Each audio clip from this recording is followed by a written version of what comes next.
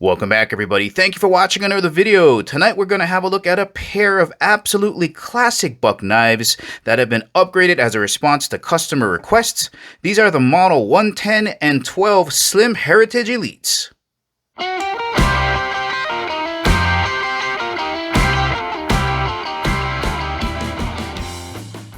And as always, guys, if at the ending of the video you want to purchase one of these awesome buck knives and help support the channel, make sure you check out the link in the description below because we do get a commission if you purchase one of these knives. And of course, before getting started, just want to thank the good folks out at Buck for sending me these knives to review. Let's get started. Let's begin with some quick size references just so you get a better idea. For the overall size of these knives, here they are next to a large permanent marker. Here is a look at them vertically side by side so you can compare the diameter of the pen next to the knives. And now with the blades open. And now back to vertical. Let's take some rough measurements starting with the blade closed, and it looks like we got just about 5 inches. And now over to the 112, looks like we got just about 4 3/4 inches. Now with the blades open, 110 coming in at just about 5 5/8 inches. The 112 coming in at just about 7 1/4 inches. Alright, let's have a look at one of the upgrades of both of these knives, and they've really slimmed them down. And they look to be about the same thickness. Now, a majority of the EDC knives that I review are about the same thickness as a pair of chopsticks on the thicker side. But we can see here, it's quite a bit thinner. Let's take a quick measurement of the 110 going across this way, and looks like we got just about 3/8, including the scales. Over to the 110, and just about the same thing. Now let's have a look at the thickness of both of these knives' blades, kind of over in the thumb ramp area, and it looks to be just about the same thickness as 2 US quarters. And over to the 112, looks like they're going to be about the same thickness. Let's have a look. Here is the 110, and looks to be just about 1/8 of an inch thick.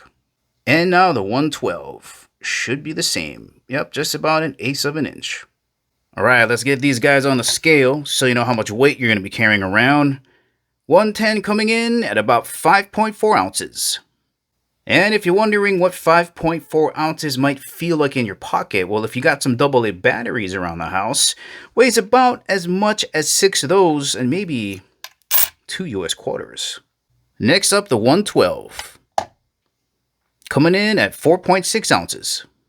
And if you're wondering what 4.6 ounces might feel like, about 5 AA batteries and 2 US quarters. The 3 major upgrades Buck has done to this knife is that they've slimmed it down, put a pocket clip on it, and the steel has had a massive upgrade.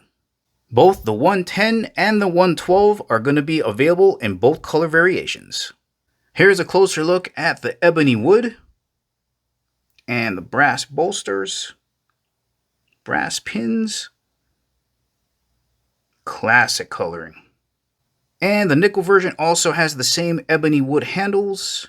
There's a closer look at the nickel bolsters and the pins. I quite like that. Let's have a look at your opening mechanism, and it's just this basic nail nick here. You're going to dig your thumb in or whatever fingernail you want and rotate the blade around. Let's have a look at your locking mechanism and your blade release. These are lockback knives, as they traditionally have been, and this entire center piece of steel here is part of the locking mechanism. Now at the base of the blade, we've got this smooth, rounded edge, and at the end of this lock bar is pretty much a hook, right? So as this rounded portion is opening, it's pushing the lock bar open, and as it keeps rotating around, that hook is going to fall into the notch and lock into place. Now to release the blade, you got to somehow lift up this hook out of the notch. So if you look back here, there's a notch cut out in the back of the handle. Now if you push back on the locking bar, the front will lift. So you just give it a little pinch back here, close it up. Let's have a look up front at this absolutely legendary classic clip point blade shape from Buck. right? No jimping on here, just smooth lines. And like with most clip points, it'll get really thin here because of the swedges cut out in the front. Just looks like an angry woodpecker. Absolutely stunning polished finish. Nice high hollow grind. Pretty much up to the shoulder. You can see the space in there.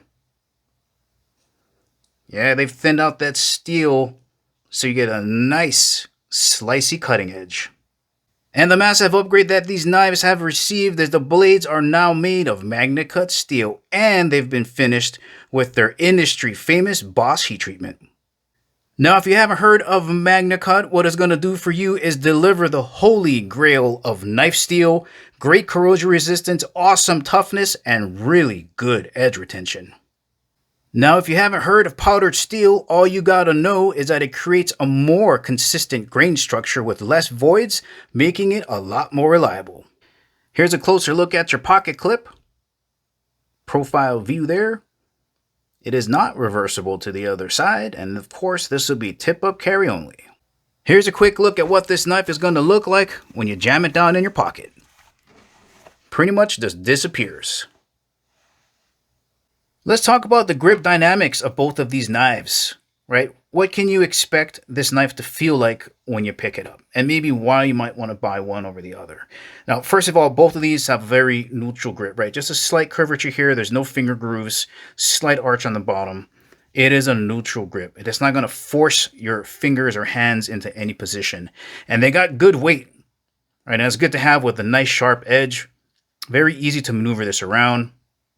And I would think if you don't have a lifestyle where you need the extra blade length, or if you don't have massive hands, I think most of us would be more comfortable carrying around the 112 on an everyday carry basis.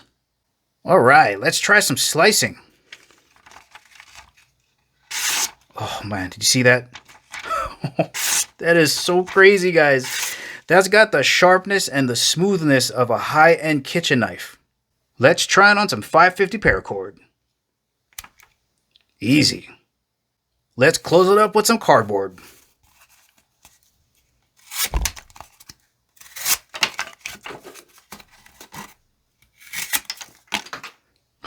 No problem. Well, there you go, guys. Buck Knives giving their customers exactly what they ask for. That classic vintage design, just thinner and easier to carry, with an upgraded steel that's going to give you the best of all worlds. Well, alright guys, this is the ending of the video. Remember, if you want to purchase either of these knives, make sure to check out the link in the description below. Thank you for watching, and I'll catch you in the next video.